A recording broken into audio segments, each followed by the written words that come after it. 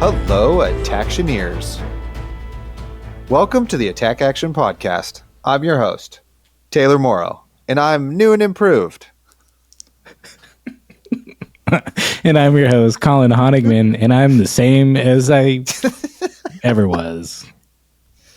I'm Blake Meyer, and I've never seen a book bigger about ghosts in my life. Ghosts? I'm Zayne Johnson, and my mic looks totally normal on my screen. What are you talking about, Zayne? Why are we comparing mic size right now? Also, Blake, that book is called Chosts. It's very different than Ghosts. Yeah. Oh my god, it's about ghosts from Chicago. All right. Did your mic shrink when you entered that dark room, Taylor, or what happened? It's the upgrade we use the Patreon money for. So Thank you, everybody who's subscribed. No, I have moved, clearly, if you're watching on the YouTubes. I'm in a new setup here, which is a couch setup, which is pretty nice. But the cord for our other microphone got cooked in my move, and thankfully I have this pocket backup microphone, so it's passable. So here we are, and it's not the size that matters, Zayne. It's how you use it. So zip tied to a mic stand. it's twist tied. Resourceful. It's totally safe. Yeah, Sounds great. You know, we pulled it together. We went from being cooked to fully recording. So It was so over, and now we are so back. we're so back, baby. Blake is cooking Valda over there while we're recording. Anyway, welcome to episode 111. This is the one where me and Zayne get to talk to Colin and Blake about how cool Pro Tour London has been. So here we are. Welcome to part 2 of the part 1 we did. Yeah. freshly back from Pro Tour London, just mere days ago. Who's even counting the number of days it was? Nobody is. No, like Zayne is actually back. Just I did just get back.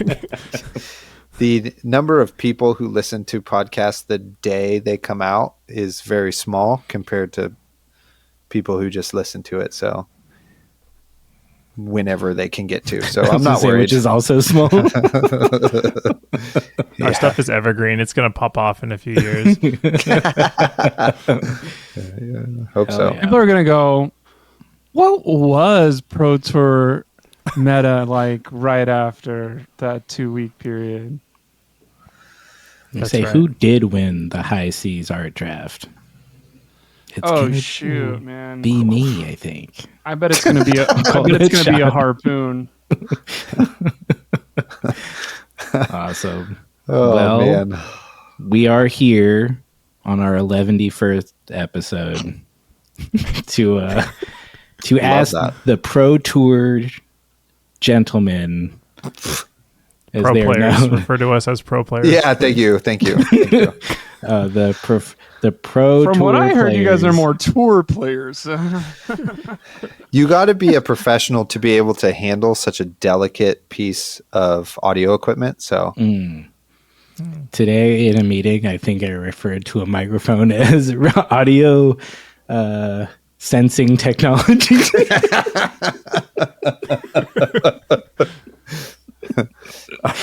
you're not wrong. I know what I said, which is also known as a microphone, because I caught myself sounding like an idiot or an asshole, depending on your perspective. Anyways. So Blake and I, who did not go and have not played in a Pro Tour yet, gonna ask you guys some questions. We got Taylor, first timer, Pro Tour first timer, first time overseer, first time full English breakfast having. I don't know. Big plane riding. There was a big lot plane of riding. Okay, look, I've been on a big plane before, but there were a lot of Long other big plane firsts. riding. Yeah, long plane. Nice. Well, we'll get into the first later, maybe. And then Zayne, who's gone to many. Have you been to every Pro Tour so far? I did not go to Amsterdam, but all but that one. That'd have been a good one to go to. I know. They got 2 a year is too much. I mean, it's good for the people who can do it, but 2 PTs and Worlds in a year is a lot. And I think that they're smart to do 2 and then 1 and then 2 and then 1. But the 2 in 1 years is tough. Yeah, that's a lot. That's a lot of travel for this dear game of ours. But yeah, so yeah, I would love to hear about your guys' experience. Breaking down. I guess we can maybe start with your playing experience, and then kind of circle out to the larger event, because there's lots of stuff that goes on in and around the Pro Tour, and then I guess we can all talk about the results together, as those were interesting. Question mark TBD. I don't know. It's fine. Oh, I have a lot of questions. Yeah. Great. So I guess, we'll start easy and we'll just check in. I know Taylor played Arachne Marionette because he's an assassin boy for life. There you go. Show us the tattoo. Great, you. And then Zayne, you were deciding between a couple decks before you left. So what did you end up rolling with? I ended up playing a deck that was not even in the list of decks that I said was an option. Classic Zayne. Which was not a psyop or anything. It was, I brought Enigma because I have the cards as like, oh, we'll use it to test in the hotel before the event because I was going a few days early. And I was testing Enigma Aurora for someone else. Like I was helping them play the Aurora Enigma matchup, just like, okay, I'll be the Enigma, whatever. And I just was winning. I was winning a lot against Aurora. And I was like, huh. And then I played against some assassins and I was winning. And I was like, I see why people like this. I think that this is the right choice for this event. And so the deck that I brought to be helpful ended up just being the deck that I played. So I was a first time Enigma. But yeah, it was actually quite a fun deck to play. I get why people like it. I get why people don't like it. And I'm glad it's gone now. But I had a good time getting to play her before she went. What was funny too was listening to Zayne tell that story like 40 times on Thursday and Friday, and like the reaction of everybody and Zayne himself, like from nice to shaming him to him also being like, I'm playing an Enigma, but I think it's the right choice for the weekend. Turns out Zayne was correct. So it was, yeah. Nice. Had you played a lot of Enigma before that, or? I had not played a game of CC Enigma in my life. But I had played enough Misfail, like limited and Misfail heroes to like understand the Transcend stuff, like know the intricacies of timing windows and everything. And then it's really not that complicated of a deck. Like there's obviously edges to be gained in some hard matchups, but your plan into aggro is not complicated. Your plan into, certain things is not that complicated.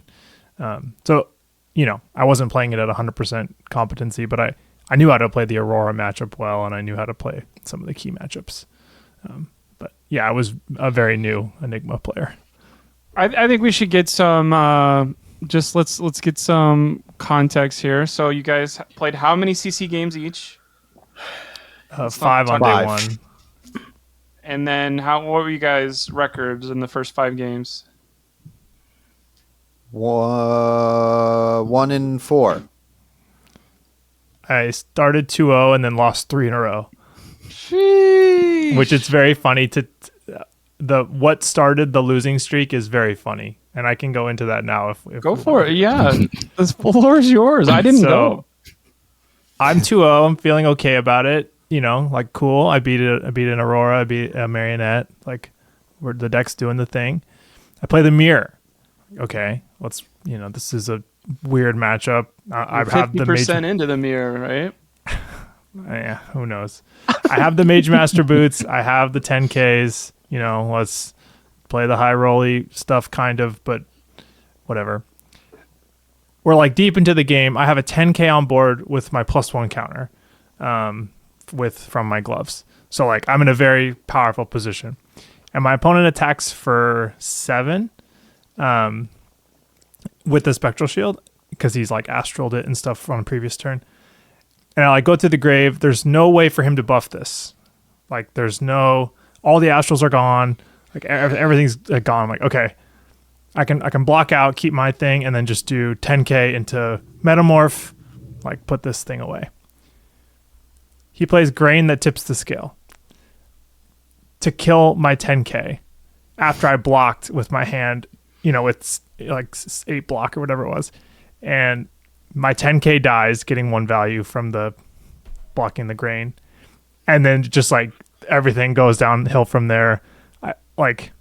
I lost to an Aurora or 2 Auroras after that. And it was just like so funny that like I was 2-0 in a winning position, Grain that tips the scale, and then everything just like fell apart. Damn, aptly named. Truly, yeah. And it's funny because I like really love that card, but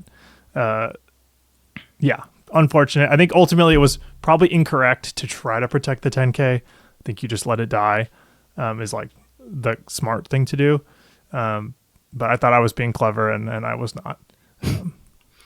That was one interesting thing I saw a lot from the Illusionist games was just how freely it seemed people would let the ward go. It's like, and like recognizing the value that brings, which is pretty cool. But I also find like it is pretty hard to balance that versus like how many threats you have left in your deck too, which is seemingly the hard part about playing this deck is specifically. But yeah, I could that's crazy.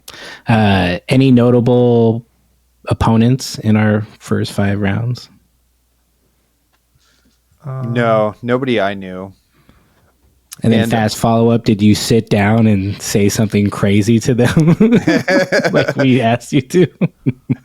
No, I kind of forgot about that. I have a correction already. I went 2-3 in CC. I just looked at my results, and I was like, 1-4. You had so much fun in London, you can't even remember your games? Yeah, you play a lot of them. Play a lot of them. And they put the calling the next day, like in the same spot as PT. Kind of, it's kind of hard to explain, but like they put it in the same like rows, and so they really did blend together, like in your memory. Yeah, totally.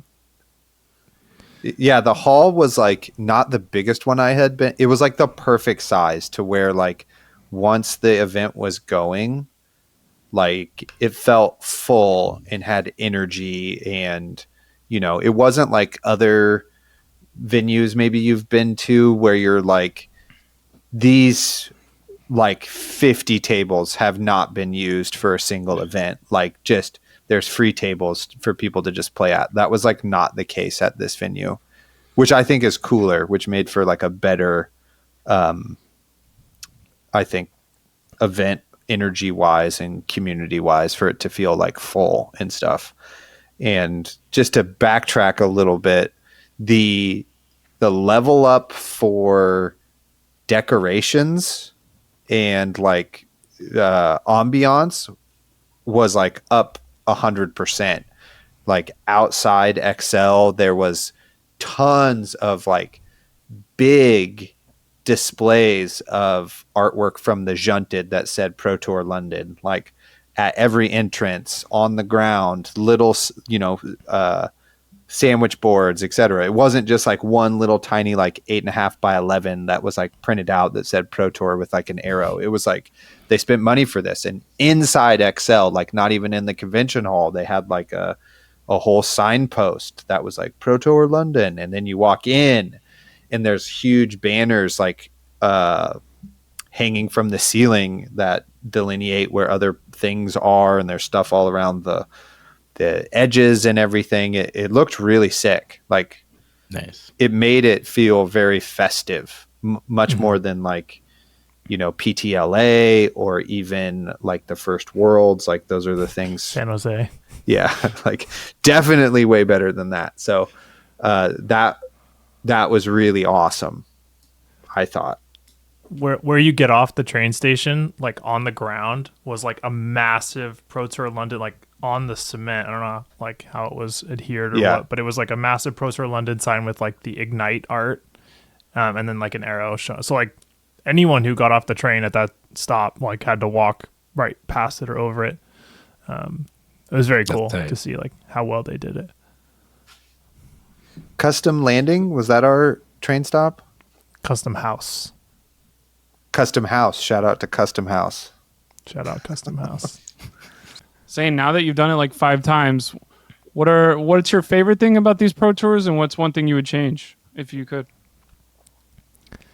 So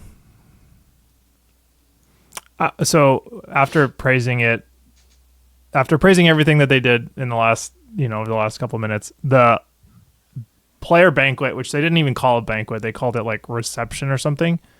It has gotten like worse over time. Like in Jersey, it was like good food, like a cool, like, lighting, like drinks. And then like this one, there was like no food, nothing. And it was kind of at like an awkward time. It was like at 6, but then the keynote was at 7 or something. And then 7:30. Yes. Like you wanted to stay, but then it was like dinner. We were in this weird corner of London where like you can't eat dinner. You need to submit your deck. Like it was just like, I guess you should have eaten dinner before would have been like the move, but it was just like at a weird time. And I liked the old format where, they don't have to feed us, but like making it clear what the event is and like making it make sense would be better. Cause like the Jersey and Lille ones where like the food was like very good and it was like a fun thing before the Pro Tour was cool. Yeah. So I guess I would change that or just kind of like bring it back to how it used to be. And then my least favorite part is trying to get dinner with all the people you want to get dinner with and like trying to herd the cats of like the people who have to go 100 different places and have like their 3 friends from wherever. And then like everyone trying to find everyone to go where they want to go is like actually insane. Like, but you did a great job, Zayne, of just being like, nope, we decided on this, we're doing this. And that was super great for all of our evenings. I was like, sick. Zayne is super decisive. We're going to this place. We're doing it. I've learned from events and, some of my friends like just completely opt out, right? Like Nia, who I was staying with, like literally just like opts out from like the dinner thing. Like he'll just like Uber Eats himself food or like pick up food for himself and just like, I'm not playing this game of like, where do I want to go? Or like, what are you doing? What do you, he just kind of like does his own thing, which I respect. It's kind of sick. You would walk way less, but I actually appreciate the walk when we sit for 12 hours. Yeah, Jesus, it's so much sitting.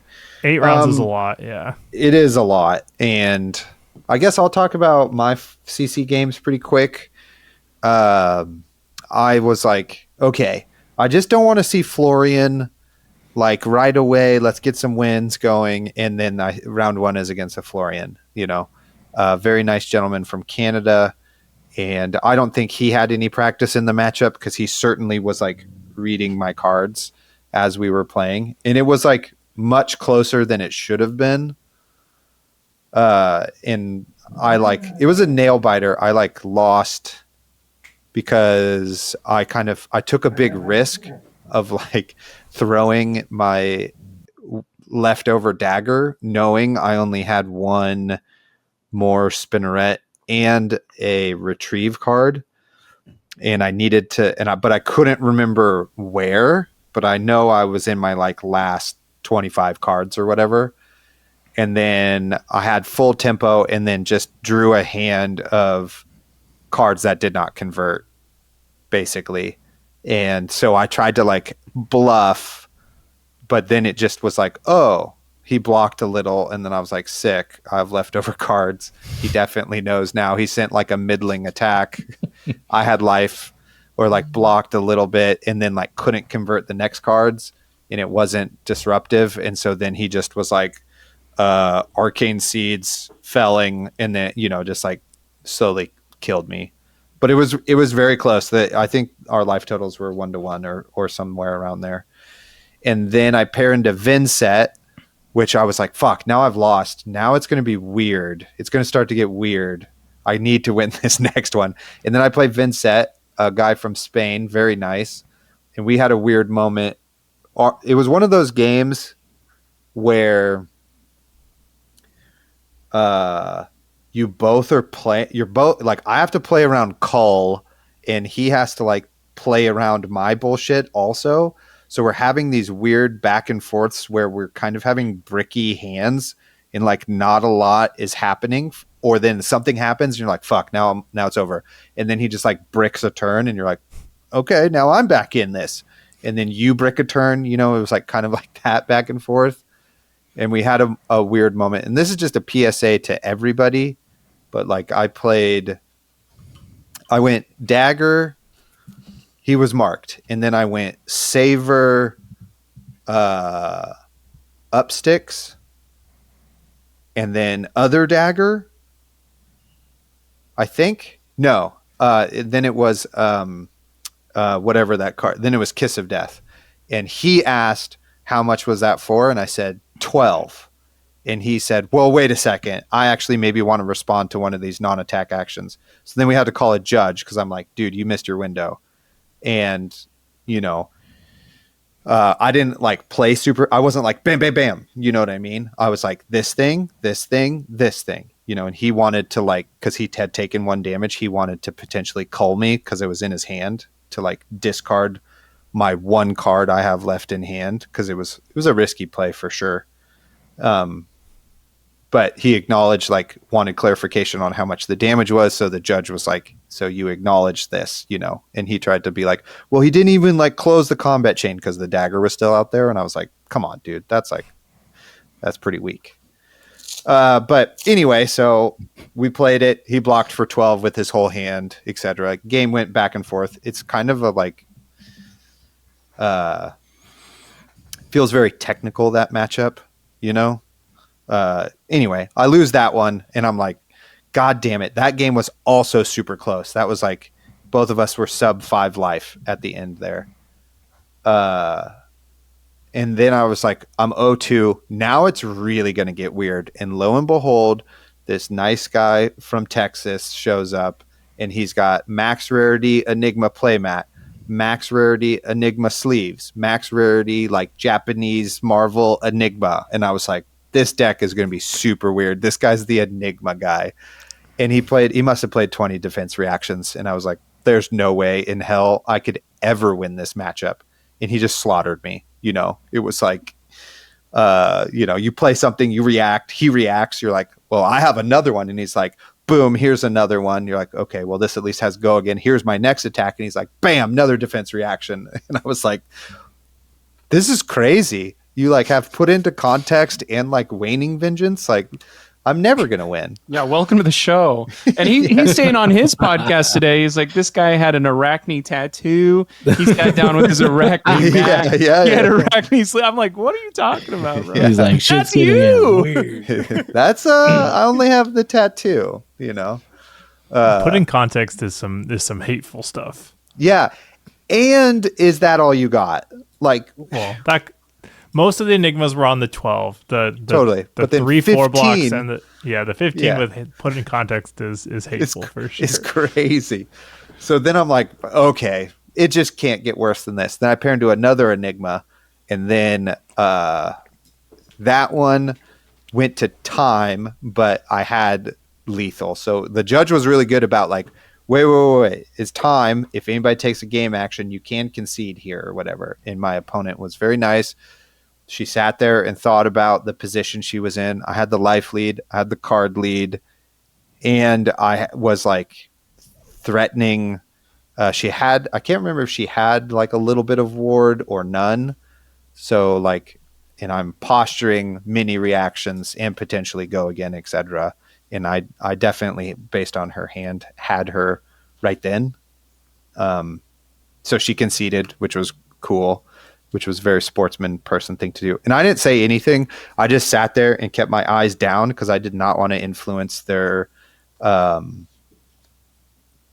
decision at all or say anything like, come on, I certainly have you right now or whatever, you know. And it was like, this is their decision. They can play and we can draw, and that would be a fine outcome. We're both 0-3. So it would be fine either way. So she conceded. So I got a win, which was great. And then I played Syndra at the end of my 5th round. Nice man from Sweden. And I stomped him. He just didn't know some of the interactions, like the if you're Black Widow with Kiss of Death and you Black Widow react on it and he blocks, and then you give it go again, and then he doesn't block, but then you flick Kiss of Death, it still retains the Black Widow text, and then they have to discard. So like little things like that. I just won, and then was X3 going into draft and was like, holy fuck, I'm so tired. I can't believe I have to sit down to draft right now.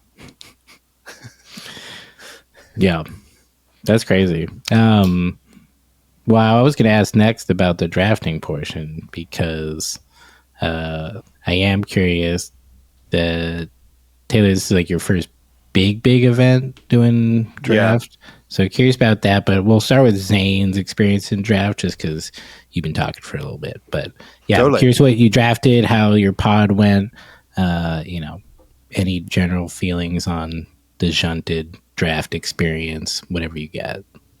Sure. Yeah. So the draft, like, you know who you're playing as soon as like you sit down, right? Or like look at the pod. And you asked if I played any famous opponents. So in CC, I did not. In draft, I did. My pairing before the draft is Andrea Mengucci, who is, if you don't know, he's like a famous Magic player. He like does a lot of Magic YouTube content. He's very like nice, and he's a funny guy, and fairly big personality. And I know he's good at Limited and cares a lot about Limited. So I was like, okay, this will be an interesting like game. I'm sure it'll like not be like a normal game where you play someone who's deeply entrenched in Fab. It'll be, someone who's from Magic. But I started my draft like I always do. Pack had a D-React. I take the D-React. It was Den of the Spider. So that's the Assassin Warrior one. Then the pack that got passed to me was like very, very weak. But it had Red Alert Helmet, which is the Assassin Warrior headpiece that like can block for 2 if they react.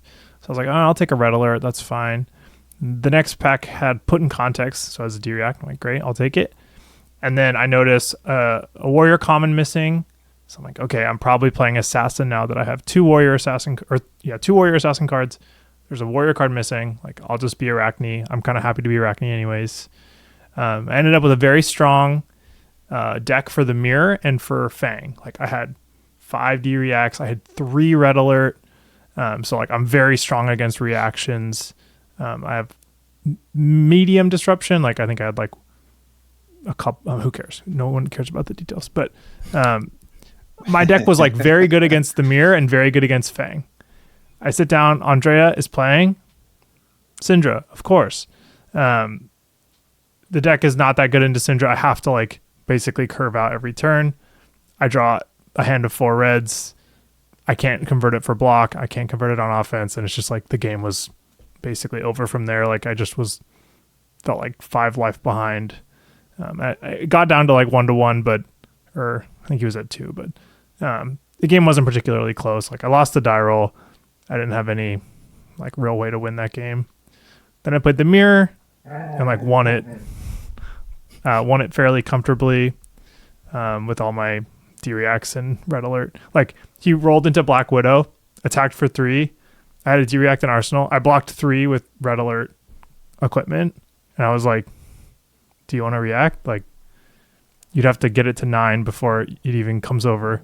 And he just like passed with 2 cards in hand.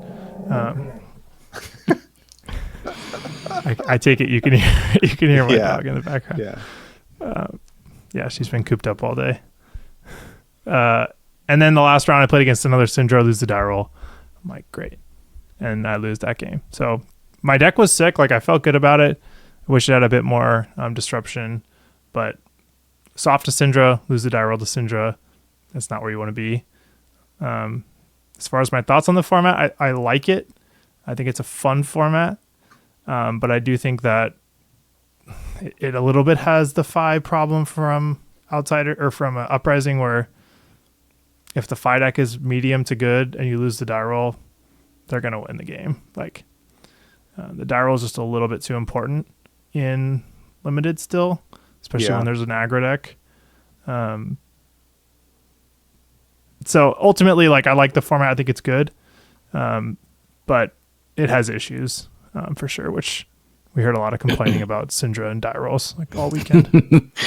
I bet. I had a quick question before Taylor shares his. What you said, curve out? I don't know what that means. What does curve out mean? Curve out, just like with Arachne in Limited, you want to dagger most turns, and so like you basically want your blue to dagger, play a stealth, and threaten to react. So like when you don't draw blue and you can't dagger, you just like you don't have go again. So like you just can't convert. You know, if you have like danger digits, then like sometimes you can, you know, go in for 3, danger digits it to 4, it hits, then you can come in for 3 again. But if you don't draw your yellow or blue, that's what I mean by curve out, then like you just lose like what you're doing. Gotcha. Especially like the deck that I drafted, which was like, you know, 4 dagger attack reacts, like scar tissues and stuff. So like I had a hand with like scar tissue and no pitch card, and it was just like, all right, this is bad. Cool, thank you. We all learn stuff every day. It's probably not the right term, honestly. It's just like I got flooded with reds or whatever. Like I mean, it sounds good though. Curve out, you know. Like, it kind of means like use every resource to play something good and positive instead of leaving stuff behind.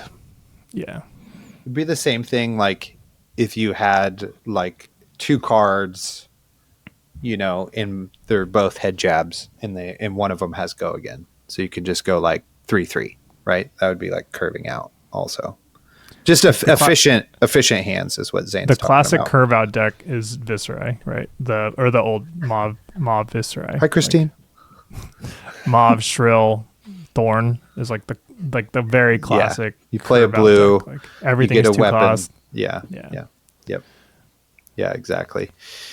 My draft. So speaking of people, you know, so this is like one of the best experience, not one of the best, but one of the, like an eye-opening thing being at the Pro Tour. Like I'm underprepared because, as we know, my life has a lot of life happening in it right now, so I couldn't like get all the practice in I wanted. But what I had expected was that for all of the like, in quotation, good players and players you know and root for on stream would all be at the top tables, and I would be down there with the nobodies. But in reality, there are many people who you would know by sight and by name who had worse records than me at lower pods, at lower tables, etc. And I'm sitting there in the 2-3 bracket draft table, and I got Stroopwafel Ian next to me that I'm passing to. Noah Bagelman's in my draft pod also. I'm in my draft pod. Bagelman! Like Hamilton was down there. Shoma was down there. It was like there was a bunch of people who I knew, you know, like from being famous Fab players, were at around my tables or whatever, you know. So my draft experience was like, I'm glad I have drafted a ton in my life so that I like knew what was happening at the table. But I didn't know enough about the draft format to like not be stressed out. So I was like pretty stressed out during the draft, especially because if it had been a bunch of nobodies I didn't know, I would have felt way better. But like the fact that I'm passing to Ian and Noah's over there and Logan Peterson is passing to me. Man. Oh my God. Logan Peterson's in my pod. Tour. Is that what we're on now? Yeah. From Freshen Pod, a lesser podcast than ours, but still he was there. Jeez. passing to me. Well, that's only because he beats me in round 3, spoiler of the draft. And I bring shame on our podcast losing to another content creator. So I apologize profusely. We'll just stop recording right there. Yeah, totally. This is why I got downgraded to the tiny microphone. We stripped your mic, yeah. Yeah. The signals were super clear. Like Ninja was open. But I was like, there must be like 3 or 4 Fangs though, because there are like no Draconic cards. And there must be another Ninja like who jumped into this seat before me. It was like probably halfway through the pack. I was like, because I kind of wanted to just force Arachne so I could just play Arachne like all day. But it was cut like super soon because there was a Arachne passing to me and then a Fang and then another Arachne. So it was like those cards were like gone really fast. Did you at any point during the draft go, yeah, point to my tattoo? Only one person all weekend noticed I had this tattoo. No way. Really? Yeah. People were like, James White? It was not James. Oh. Because when I wave to James like this, he can't. It's the palm of my Gotta hand. go wave with the back. Your face, your hand didn't show up. So I thought when you waved at James, like, I was like, holy shit, dude. That's crazy. It's just an Aurora deck. You weren't opting with like. Yeah, I didn't have huntsmaning. Check the top card. So anyway, Ninja was super open, and I was like, okay, I'll just take Ninja cards. And I'm just taking Ninja cards. And I'm like, boy, there's a lot of Ninja cards. But the quality, and this is what kind of feels weird in this draft, I think, is that like all the Arachnes had a Majestic, you know? There was a Tarantula Toxin. I like hate drafted a Savor Bloodshed. There was 2 Tarantula Toxins. There was a Kiss of Death. Like there were just Assassin Majestics and like I think better quality warrior cards. So even though I was only one of 2 Syndras, like just my Ninja cards sucked, you know? Like they were fine. Like they all had basically go again on them, but they all like blocked for 2 and I had nothing tricky and I didn't get danger digits or anything like that, you know? So I had like no extra juice. I just had to like win the die roll, draw the cards in the correct order and just go like brr, brr, every turn and win. And that did not happen. I lost my first die roll and it's like if it was Fang, if I had played the Fangs, I think I would have been able to race because they're just also hitting me with damage and I also just have damage. And if I win the die roll, I can get there. But I played Arachne and I lost the die roll, so then I just like kind of played my hand out and then was toast. Drew a hand without a blue in it, and I needed a blue for that hand, no resource card. And then that game was like over basically right then. I was like, well, that sucks. Round 2 in the draft was my easiest round of the whole tournament, though. My opponent didn't even show up. Let's go. So it was just a freaking win right there. We just got it, got the dub. We're 1-1, and then I play Logan Peterson in the 3rd round, and he has Arachne and has like just a deck. I can't block his bullshit, basically. Also lose the die roll. So he's going second, and then is like, you know, doing Arachne bullshit to me, and I just can't like hold my cards and then blast him, you know? So lost there, and then we were friggin' done for the day. And just the switch from 5 rounds, like 5 rounds is pretty, I think, doable most times. Like 5 is fine. But the fact that then you have to be like, okay, that's done. And then having to turn your brain on in a really different way, that's a little intense, you know? Like, you have to know what your decisions are because the draft is timed, you know? It's like pass, lay them out, etc., you know? And I'm not used to it, so I felt like at any point I was like, if I mess up, yeah, I'm DQ'd or I'm cheating or something. You know what I mean? So that was like on top of like trying to read signals. So there was just like a little bit of an overload. So by the time I got to my games, I was like fried. Like that third round, that eighth round of the day, I was like, I've never been more tired. You know, it'd be different, I guess, if it was the championship. I would like, you know, dig deep and rise to the occasion. But it was like, I'm literally, the only thing I'm playing for here now is to go 4-4 and get to have a story on the podcast where I'm like, you know, if I just got a little bit luckier, I would have been like, you know, X-2 and would have day 2'd, you know, but those 2 games right there just wasn't my day. You know what I mean? That's like literally all I was playing for, which would have been a great story. But so there you go. Then the Pro Tour run ends. And like I said, my big lesson is like, oh yeah, I could play at that level. You know, it's like not as far away as I thought it was to like be able to day 2, be able to like play, you know, be a competitor in the field rather than like I felt like a bit of a body, but it was fine. So I'm glad to have gotten that experience and would like to continue to be at that level and do those things. It was fun as hell. Hell yeah. Yeah. One of my takeaways from the event was also, and I think it was said on like the broadcast and like other people I've heard talk about it, was just like the average skill level was just like higher. Like it was like pretty clear. Like from like old tournaments, you know, like you could like get an easy-ish win here or there, and you know, I'm sure there's some amount of like luck with gem pairings, but everyone I played was like very strong. Like, and play was clean too. Everything was clean, which is nice.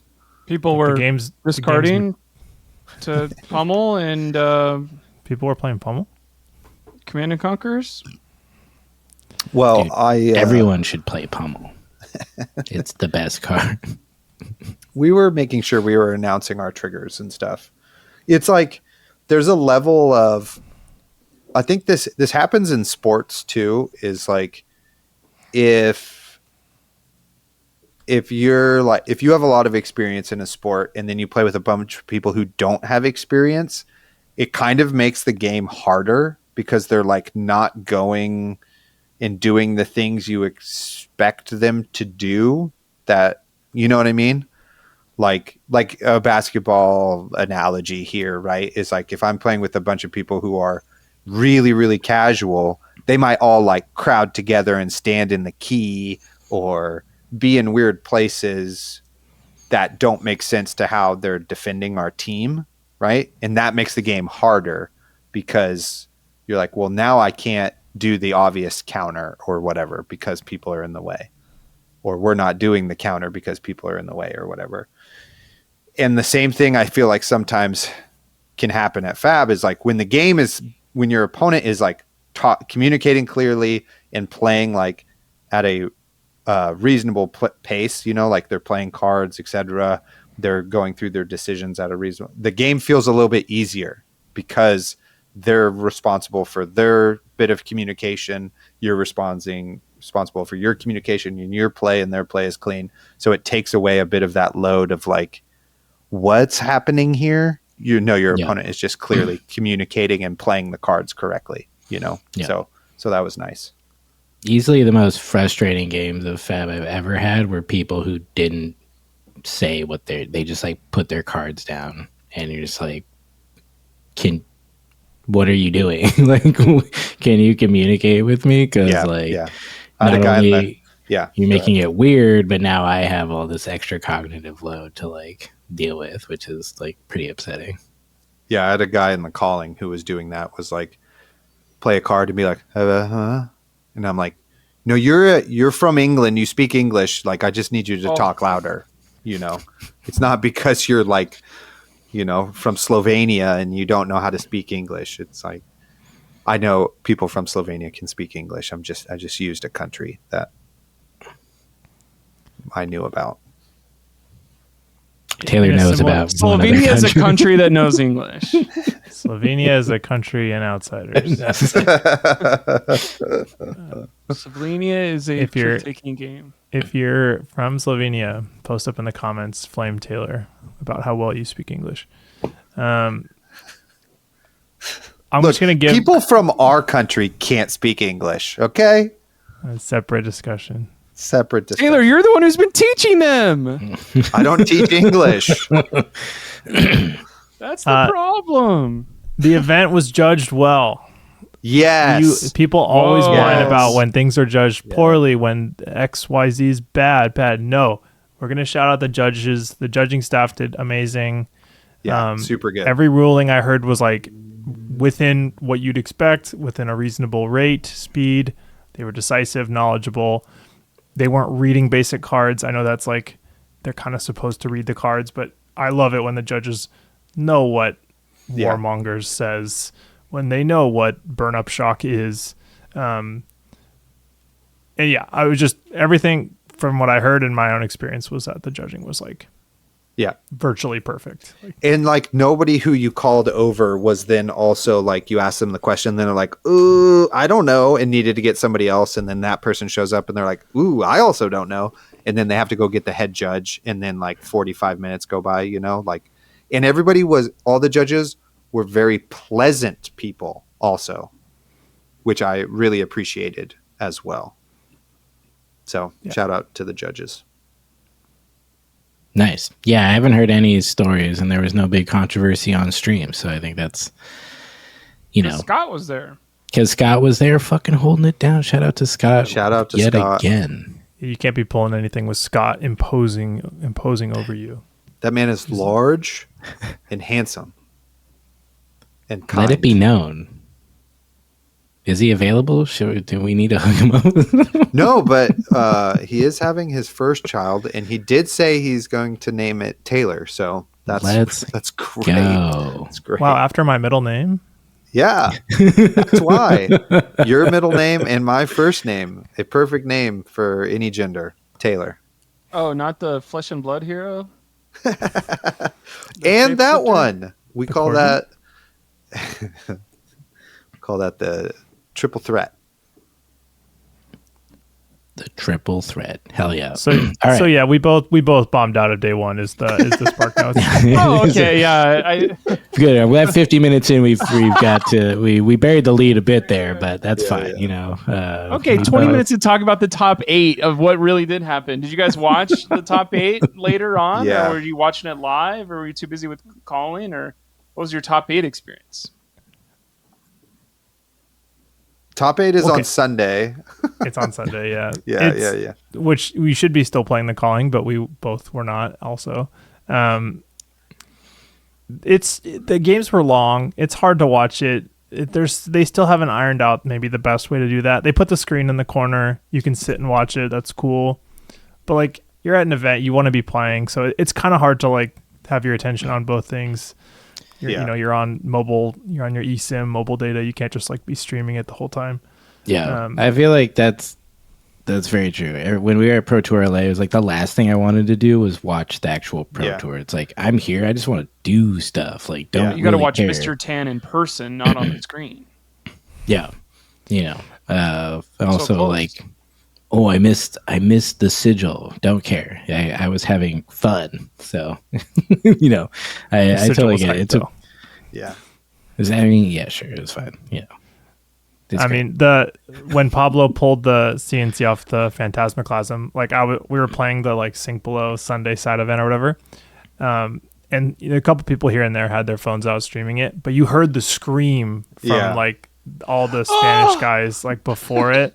And it was loud. Like they were very loud when it happened. Yeah, you can hear it. You can hear it back on the stream too. Like in the commentary booth, people went nuts. Yeah. So like we all like looked at the phone like what's happening, but I wasn't like glued to the games and the games weren't how the games played out was interesting from what I hear. I haven't like watched it in detail, but it wasn't any matchups that you were like, wow, I have to see how they play this. It was like, okay, it's Aurora versus Prism, or it's Enigma versus Prism. Like we kind of know how those go. Like Prism versus Enigma gets crazy. Obviously, that game was very cool. But for the most part, it was decks we knew. The Auroras are going to do the thing, and the Enigmas are going to traverse and Mirror Guy, and it was the least diverse top 8 for a Pro Tour ever, probably. Probably. Only 3 heroes, 2 classes total. Yeah, sure. Leal was like that. Leal was 4 Briars in the semis. Last podcast was fact checking PT London. This is not the fact check. Blake, you are correct. You are correct. Yeah, you're correct, Blake. I think Leal was worse. I think it was 5 Briar, 1. Viscerai, 2 Prism. I think was the top 8. Okay, I was gonna say there's only 2 classes in this one, but I guess that sounds like 2 classes too. But yeah. Pretty undiverse. Despite Pirate that, Blade, save us, please. If only. Wait for the next. To say Ranger. I didn't notice the games were long because I was playing this at 1.5 speed at least, which was the correct way to do it. Even though Sam and Pankaj sound crazy when you speed them up, and then Brian Gottlieb and Hayden sound just slightly fast, which is funny. It's like I'm like almost at double speed, and they're just kind of slower. They're talking. It was very funny back to back. That is funny going through those. But overall, I thought they were really interesting. I haven't seen as much Enigma and Aurora playing, so like it was a lot of me kind of like learning a lot from what they were doing. But I thought the games were pretty good, and I was pretty surprised that Prism was like. Has Prism been like out there doing stuff before this, or is that kind of like a big call for this weekend? She's been like here and there. She'll show up, and it's been known that she won a battle hardened in some random country. Yeah, like she poses a unique problem. Slovenia. That was my impersonation of Taylor Morrow. I will go back to being the fact checker of the podcast. Get his ass. She poses a unique problem for Aurora, right? Where Aurora's a deck with very powerful instants. They don't block well. Prism gets, massive upside when she hits. Aurora plays no poppers, or 3 if you're on Stroopwafel, you play 3. But yeah, so people knew that it was like a meta pick into Aurora, but you like have a lot of issues elsewhere, but the meta was so narrow that like half the room, I think, or literally more than half the room, I think, was on one of the 2, Enigma or Aurora, and she does pretty well into both of those. So yeah, it was a reasonable call. And you can also see now everybody's run, like who they what deck they actually played. Yeah, you know what I mean. So you can see people's pathway. Kind of weird that you can see everyone's deck. I don't know, like it's cool that that's an option, but I don't know if I like that. Like it's kind of weird. Like you can literally just like anyone on the list, you can just go get their deck. I think it is interesting of like, is it secrets? Like, okay, sometimes somebody got 9th, like there's a new deck that got 9th, and Jacob bakes it for Haley, and then she crushes you on a random Thursday night. And you're like, well, I wish they didn't give out decks for all 900 of you guys and just the top 8. This wouldn't have happened. But it is kind of like, I did kind of see that as part of your win thing. Like, we're going to give you a bunch of money, but we're going to release all of your secrets. And now for people that don't get 8th, don't get 32, don't get 64, if you got 65th and you had a really cool deck that you didn't want to get leaked, you didn't get the money, and now all your secrets are gone. I can go look at that Max Nitro deck that made 65th and take all of your hard work, and goodbye. I think it is kind of an interesting, like, I didn't expect that. Yeah, I mean, who's looking at it? Everyone named Zayne that's on a team, somebody scraped it for their entire team. And surely people have scraped it. Like, I've already seen pivots of, like, win rate by card.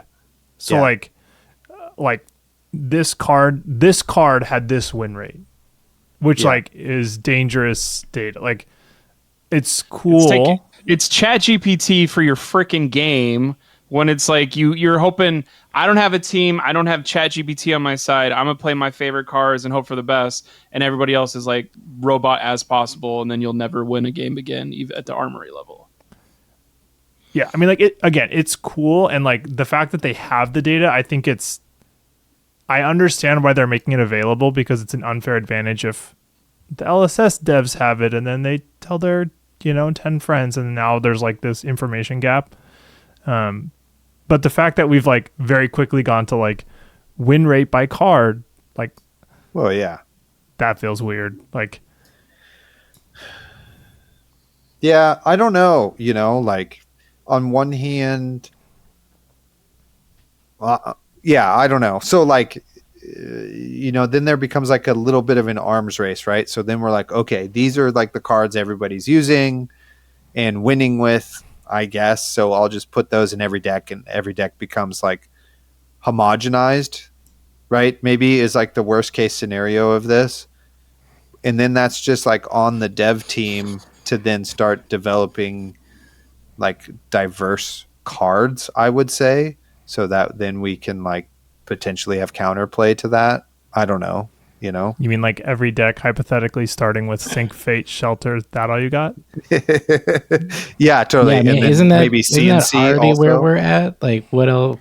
Like, what else are we learning from that? Like, that's what I'm kind of getting at here, Colin. Is like we're already playing all of the same cards, most of us. Kind of. You know what I mean? There was some interesting stuff to be gleaned. Like, and I didn't like go down the rabbit hole, but like there was like, there was some weird card choices. Like there was a Prism in top 8 who played Essence of Ancestry in Prism. Like that's a weird choice. And like you can go now and like scrape that. Like how did Essence of Ancestry, the card, perform? Obviously like the CNCs and stuff get diluted because everybody's playing them. But like some of the pet cards being like, okay, how did every single person in the room who was playing Cosmic Awakening do? How did every single person in the room who was playing Truce do? And just like some of that stuff is kind of weird, but I guess, but there's so much context to that. Like, okay, well then also what was everybody's then matchup? We also don't know how often sideboard. How often those cards are sided in or sided out. Sure. Right. And how they're using it. Right. So that's fair. I don't know. It's like, even though Cosmic Awakening has like a 25% win rate, across all decks at the PT, like I don't know how many times it was played. Was it cast? Was it used to block? Is it just a pitch card? Could that be any card? You know what I mean? Like we don't have that level of data, how those cards are used. So it's like, whatever. And I think the other thing, in my magical Christmas land, it would be a thing that Mr. Blake Meyer talks about a lot more, is like, what's the jazz? Where's the music? Like, are we seeing how people then are like, playing ancestral, whatever you said, in their deck? Like, that's kind of cool, right?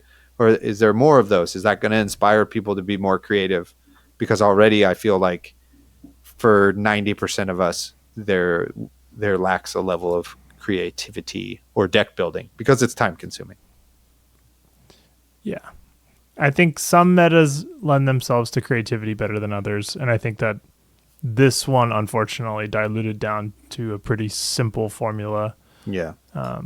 Which is not always the case, but this one certainly did. It was, you were either playing Enigma, Aurora, or something that was like very specifically targeting exactly those two. Yeah. And like kind of everybody in the room knew it. Like it's not always so widely known how narrow a meta like should be. Like people thought that like Barcelona was going to be like that with everyone. Like a lot of the like teams and stuff were like, it's Stromai Icelander. It's like one of the two.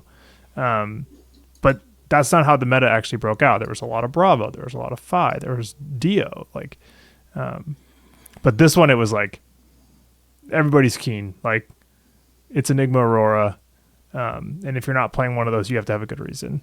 Yeah.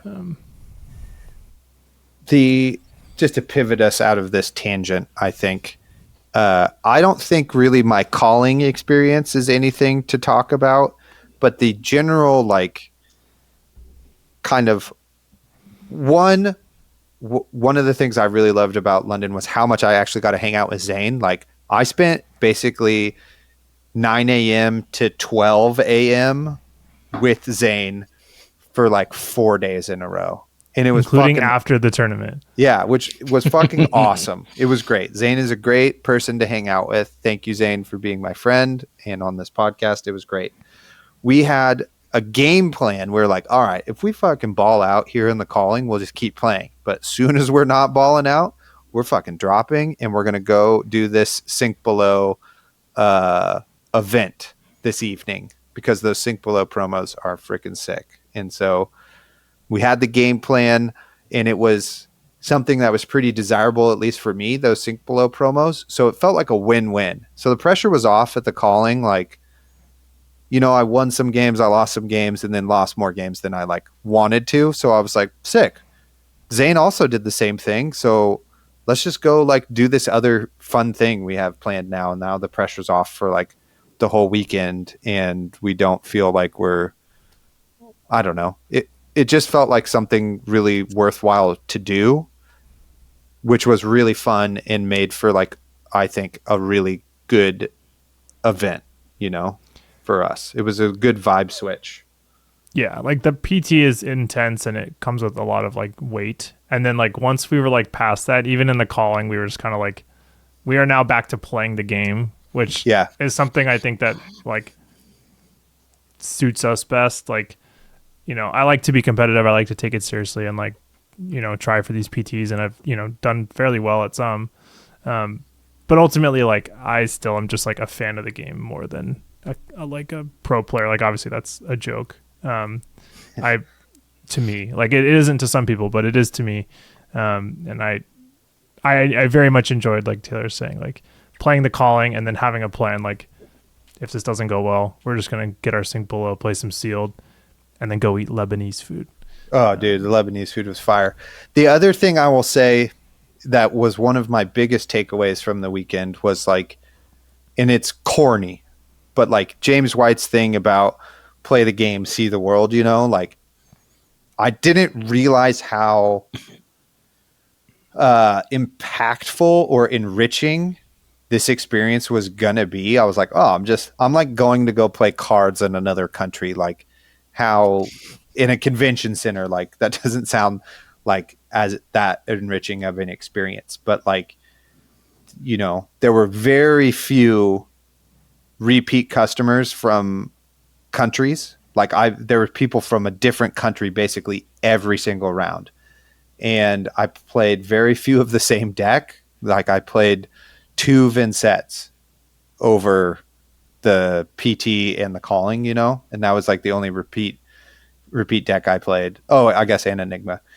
But the like just that idea of like this card culture being like you can travel to then go meet people from other countries who share this hobby, this lifestyle, will you?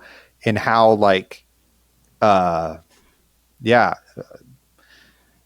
good that was for me as a person was surprising to me. I was like, wow, this is like so cool when I think back on it. And as it's happening, like my very last game I played was this guy from Australia, and he was so fun to play against, you know, like no stakes, sealed game.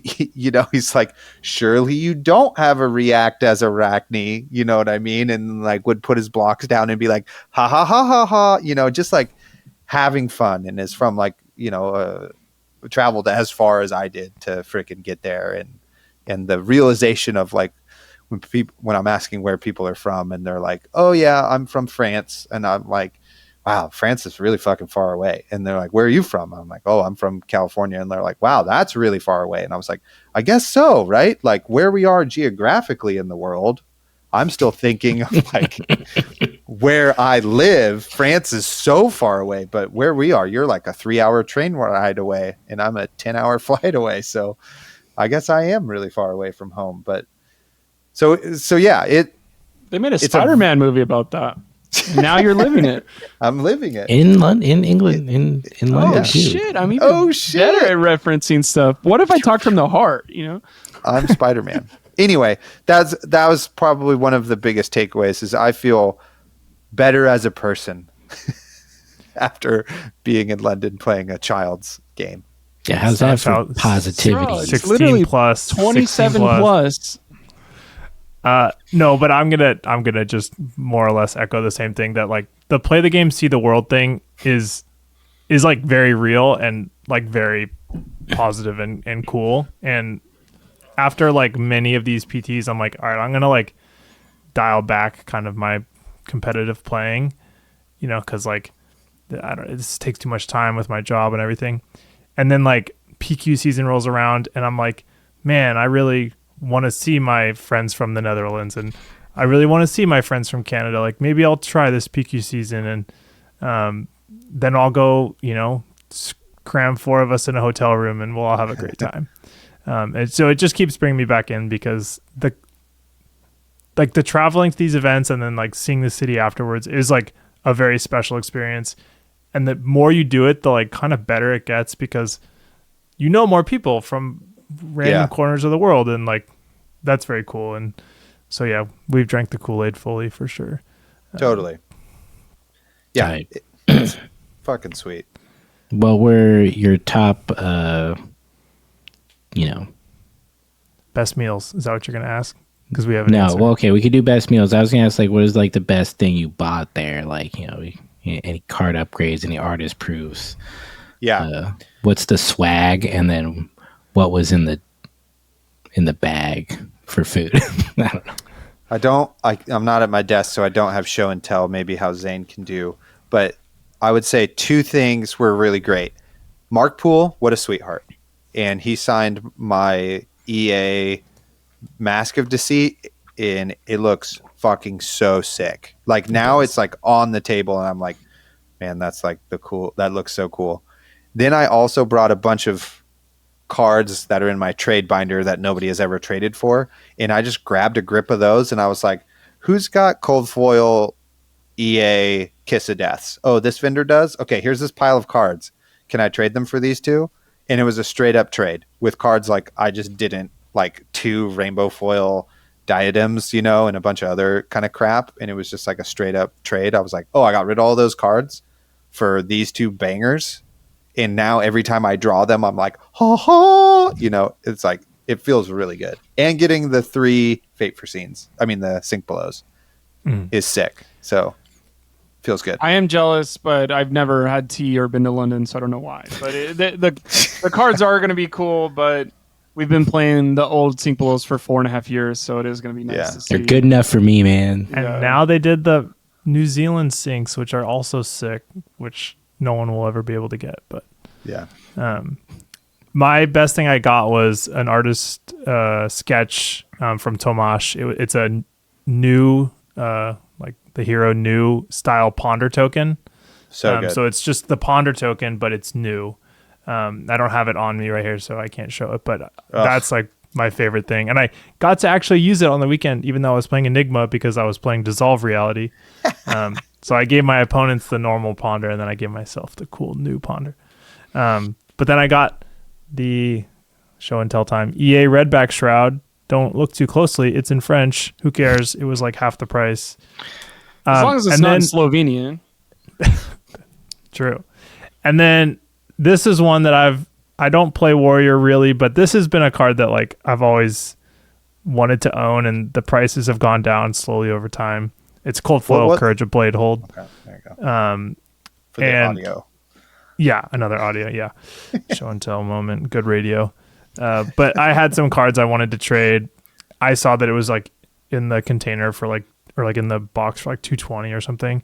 I'm like, man, I remember when those were like $500-$600. Like, let me just put a trade together. And yeah, so hyped about that one. Bought a Marvel Fang adult. Nice. Still need to get the Syndra. But yeah, it was great. A lot of fun pickups. The vendors were cool. I don't normally chat with them very much, but I did this time, and it was a good time.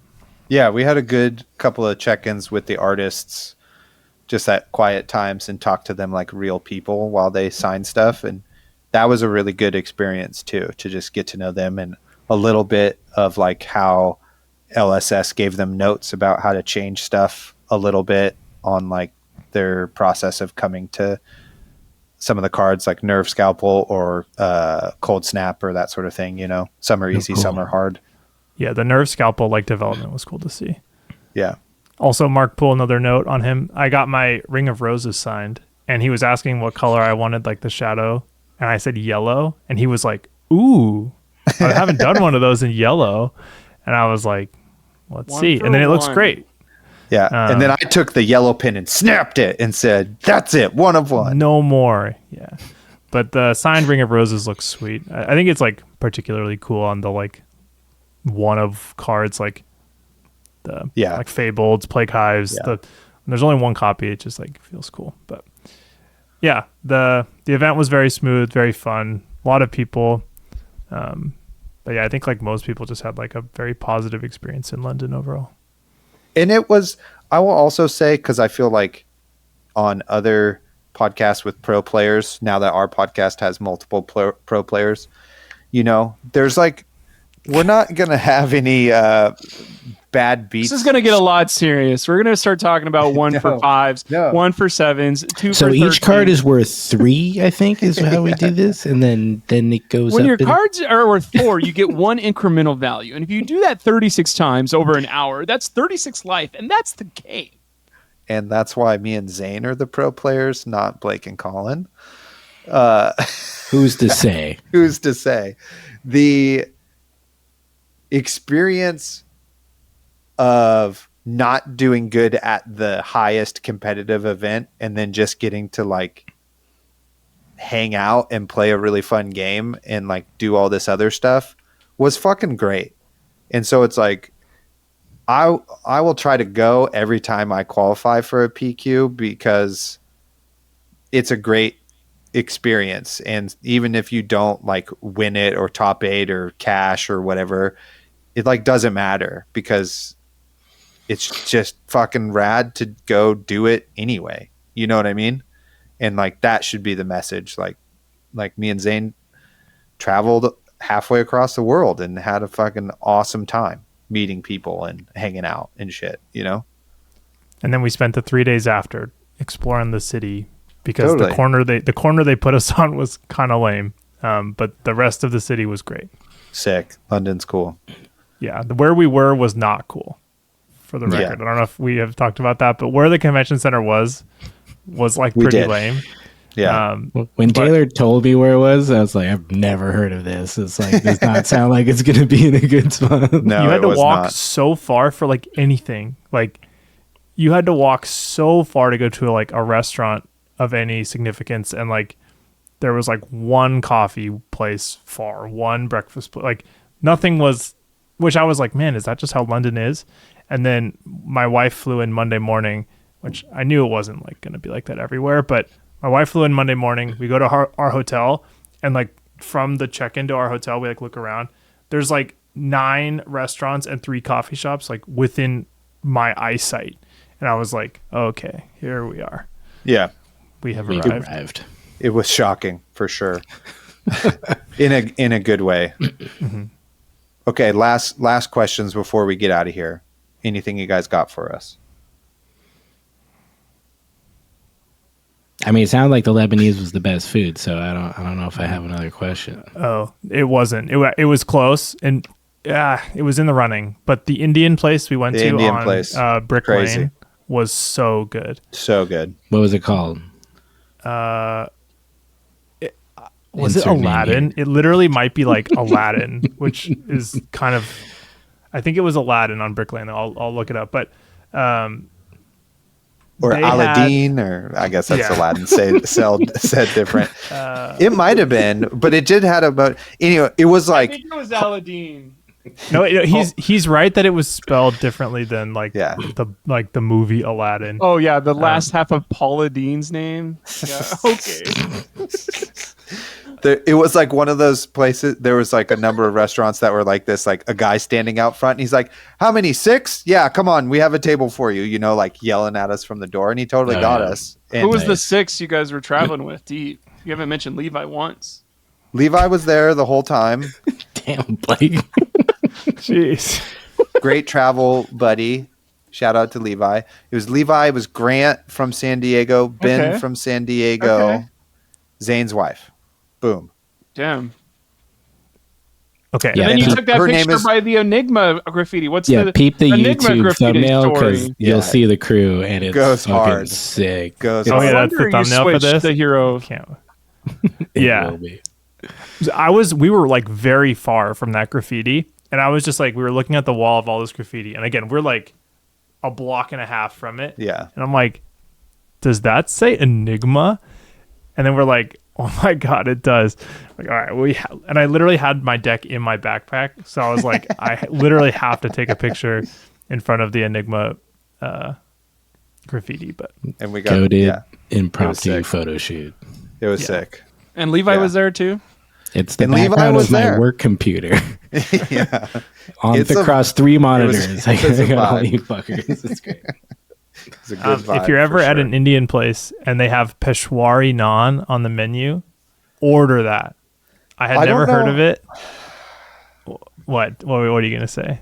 How to look up my Google reviews because I left a review.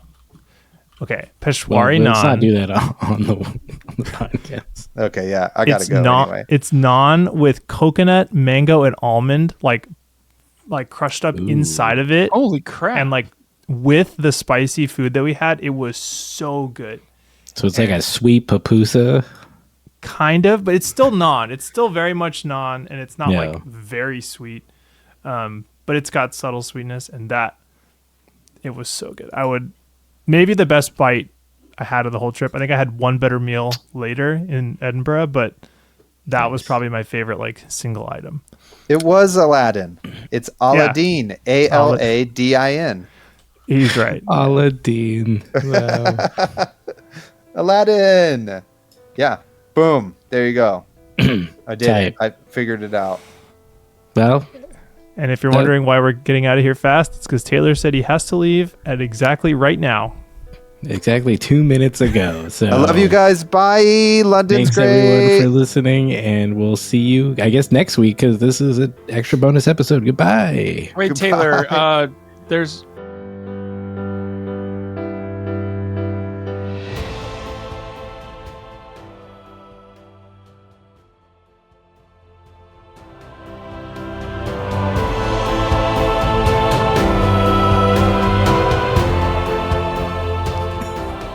Yes. That's when it's for comedic effect. You turn it off and then. Funny.